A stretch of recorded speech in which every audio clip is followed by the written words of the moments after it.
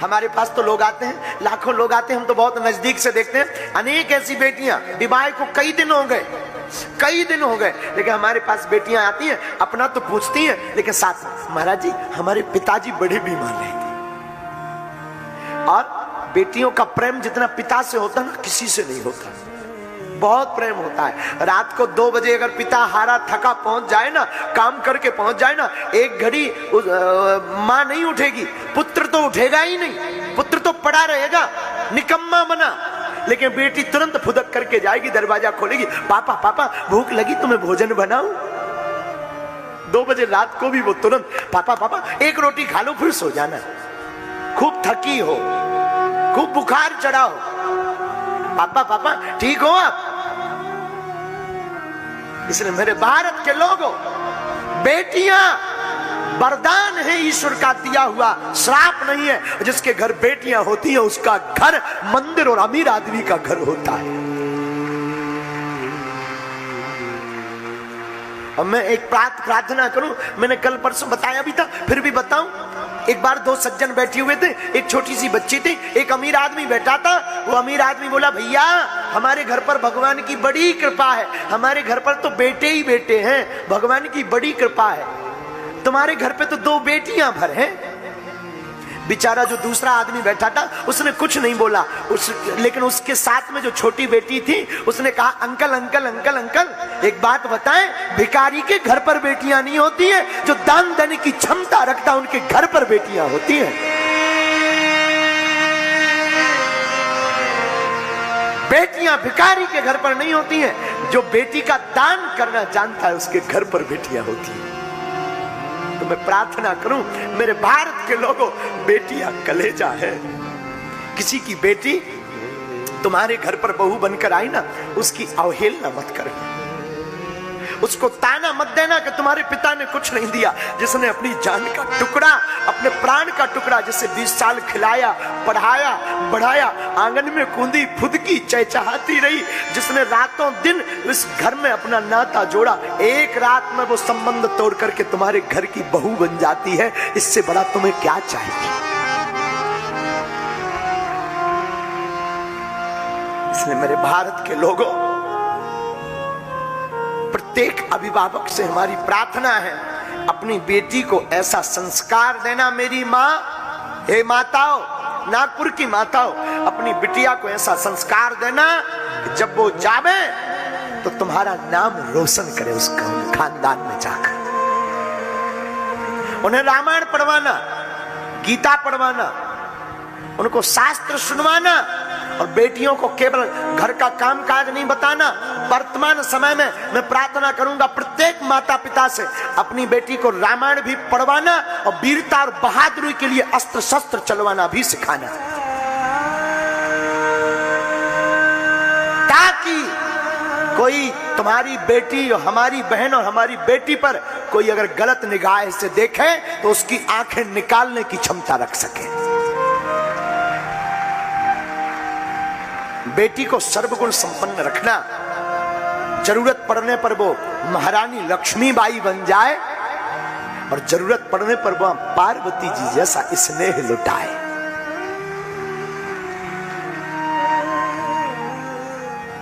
तो मेरा प्रार्थना है, जितने भी यहां अभिभावक बैठे, मां, हे मेरी माताओं, अपनी बिटिया को खूब शिक्षा दे, खूब।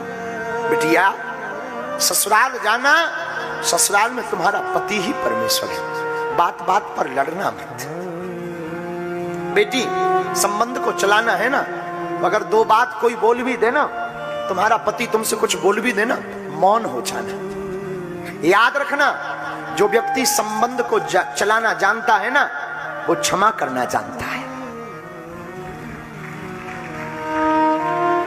अगर कोई बार बार तुमसे क्षमा मांग रहा ना, बार बार कोई तुमसे माफी मांग रहा ना, बार बार तुमसे कोई सॉरी कह रहा ना, इसका मतलब ये नहीं है कि वो कमजोर है या वो गलत है। इसका मतलब ये है कि वो तुमसे ज्यादा केयरफुल है उस रिलेशन को आगे बढ़ाने के लिए।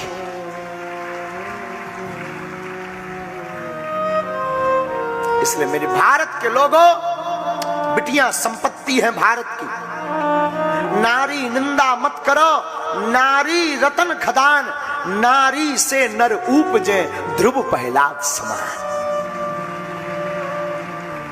ये भारत वो देश है जहां की नारियों की वीरता का शौर्य अब तो केवल भारत में ही नहीं, अब तो भारत की नारियों का शौर्य और वीरता की डंका भारत के साथ साथ पूरे विश्व में परचम लहराता रहा है। महारानी लक्ष्मीबाई, मां सती, मां पार्वती। भारत एक ऐसा देश है यत्र नार्यस्तु पूज्यन्ते रमन्ते तत्र देवता। भारत पूरी दुनिया का पहला ऐसा देश है जहां मां के रूप में पूजा की जाती है। गंगा मां, गायत्री मां, गाय मां और भारत माता। पहला देश है ऐसा। आपने कभी पाकिस्तान माता सुना है? चीन माता सुना? बांग्लादेश माता सुना? लेकिन केवल भारत एक ऐसा देश है जहां अपने देश को माता कहा जाता है। बिटिया ससुरे में रहिया हो तू चांद बन के, बिटिया ससुरे में रहिया हो तू चांद बन के। सबकी नैनन बिच पुतली के प्राण बन के, बिटिया नैनन बिच पुतली के प्राण बन के, बिटिया ससुरे में रहिया हो तू जाना। जब तू जाना ससुराल ना बेटा, तो बेटा सबकी नैनों की पुतली बन करके रहना, तो किसी को खटकना नहीं। अब तू बेटा तू ससुराल में जाना तो ऐसे रहना कि सबको तेरी आंखों की जरूरत पड़ जाए। बेटा अगर कोई कुछ भी कह देना चुप हो जाना, जवाब मत देना, और बात बात पर धमकी मत देना कि हमारा मायका ऐसा, हमारे पिताजी ऐसे, हमारी माताजी ऐसी। ना बेटा, क्यों? क्योंकि अब उस विवाह के बाद तुम्हारा घर, तुम्हारी माँ, तुम्हारी सासू माँ, तुम्हारे पिता, तुम्हारे ससुर जी हैं, और तुम्हारे परमेश्वर तुम्हारे पति हैं। ये शिक्षा प्रत्येक माँ को अपनी बेटी को देना चाहिए। माँ पार्वती कोई साधारण नहीं है, जगत जननी भवानी है, अंबिका है, सबको पता है। पार्वती की माँ को भी पता है, नारद जी ने बताया भी। उमा अंबिका भवानी है, लेकिन फिर भी माँ अपना कर्तव्य नहीं भूलती। माँ गोद में बैठा रही, माँ पार्वती, मैना माँ अपनी बिटिया पार्वती को गोद में बैठाई है। कुछ देर में विदा होना है, सिर पर हाथ फेरते हुए कहती, बिटिया ससुरे में रहिया हो तो चांद बन के। जाओ बेटा जाओ, जाकर के खूब सबसे पाछे बिटिया खई हो। घर जाना तो पहले सबको भोजन कराना, फिर बाद में खाना। सबसे पाछे बिटिया खई हो, सबसे पहले बिटिया जगी हो। सबसे बाद में भोजन करना, और प्रातः काल बेटा तुम सबसे पहले जाग जाना। घर बाद में उठे, तू पहले उठना। जिस प्रकार कंजूस आदमी अपनी संपत्ति को छिपा करके रखता है ना, बेटी तुम अपने पति के घर जाना तो अपने अंगों को छिपा करके रखना। स्त्रियों का आभूषण है लज्जा। क्या है?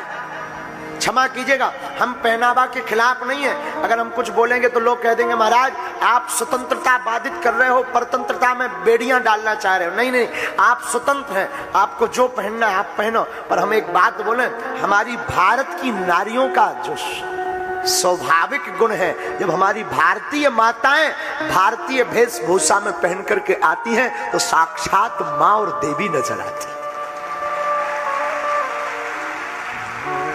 हम पहनावा के खिलाफ नहीं है, आप जो पहनो आपकी मर्जी है।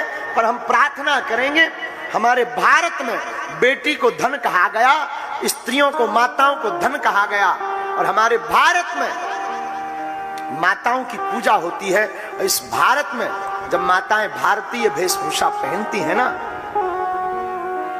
तब साक्षात भगवती नजर आती। तो हमारी प्रार्थना है भैया, मां समझाती है, अच्छे से जाना। मां पार्वती खूब प्रसन्न होती हैं। अब विदा का समय आया, विदाई होनी है। बिटिया की विदा कैसे की जाती है, एक तो ये पिता या मां जानती। बार बार लिपट करके रो रहे, बार बार आंखों में आंसू भर रहे कि अब ये हमेशा के लिए पराई हो गई। खूब लड़े, खूब खेले, खूब बातें सुनाई, पर पानी ग्रहण होते हुए ही ना अब अधिकार चला गया, अब ये पराई हो गई। आंखों में सबके आंसू हैं। माता पार्वती की विदा हो